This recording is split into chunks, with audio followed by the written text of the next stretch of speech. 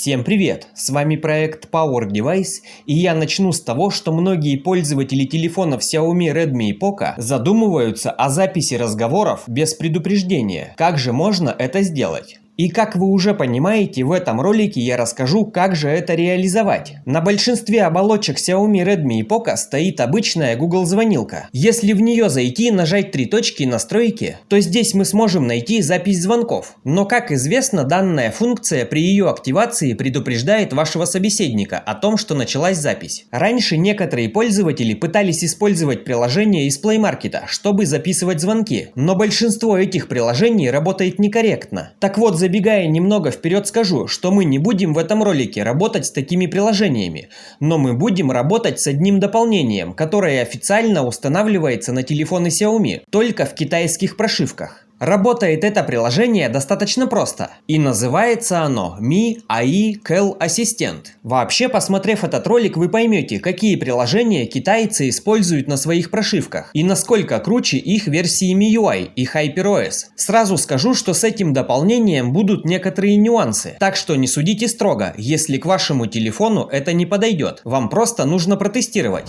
Итак, что же нужно сделать? Как всегда, по ссылке в описании в моем Telegram вы сможете скачать это дополнение. Далее устанавливаем его себе на телефон.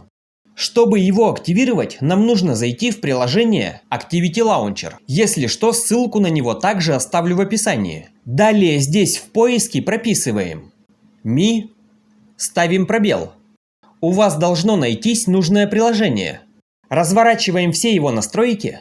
Находим здесь пункт, в ней есть строки Settings Redirect Activity. Нажимаем сюда. Согласиться. Turn on. Здесь ставим эту галочку. Теперь вот этой стрелочкой шагаем назад. В приложении пролистываем в самый низ, заходим в настройки. И здесь ставим галочку Home Screen Shortcut. Создать ярлык на рабочем столе.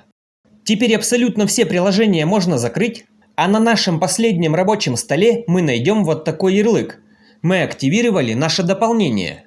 Как же работает данное приложение? Во-первых, нам нужно зайти в настройки, вот сюда, и поставить еще вот эту галочку Floating Window. Теперь можно выйти в главное меню, нажимаем на меню набора номера, прямо отсюда звоним кому-то. Нажимаем Mi AI Speech to Text. Как видите, открывается наша обычная звонилка, и вот это наш ассистент. Он открывается поверх звонилки. Включаем динамик. Раз, два, три. Раз, два, три. Проверка. Когда мы совершили звонок, все наши номера отображаются здесь, куда мы звонили. Нажимаем вот на эту риску справа от номера. Здесь будут показаны все записи наших разговоров. Нажимаем на какую-то. Раз, два, три. Раз, два, три. Раз, два, три. Раз, два, проверка. Друзья, сейчас отмечу некоторые моменты. Смотрите, если мы просто зайдем в свою родную звонилку, наберем какой-то номер, то этот ассистент здесь не вылазит. То есть отдельно мы можем пользоваться нашей звонилкой, но через нее, естественно, записываться разговор не будет. То есть, чтобы совершить запись разговора, нужно зайти именно в это приложение и здесь набрать номер. Но почему-то на моем телефоне это дополнение не видит книгу контактов. Я пробовал давать различные разрешения, не помогает. Приходится вводить номер вручную, но в этом я не вижу ничего страшного. Также, друзья, я думаю, что не на все прошивки смартфонов Xiaomi, Redmi и Poco это подойдет. На каких-то это может не работать. По сути, я кастомно подбирал это дополнение на телефоны Xiaomi. И как я уже говорил, оно из китайских прошивок Xiaomi. Поэтому вам остается только его скачать и попробовать протестировать. А вообще на китайских телефонах данное приложение может выводить речь в виде текста. Но у нас, к сожалению, именно эта функция не работает. Сейчас покажу через проводник, куда сохраняются записи. Зайдем в хранилище, папка MIUI, Sound Recorder, CalRec.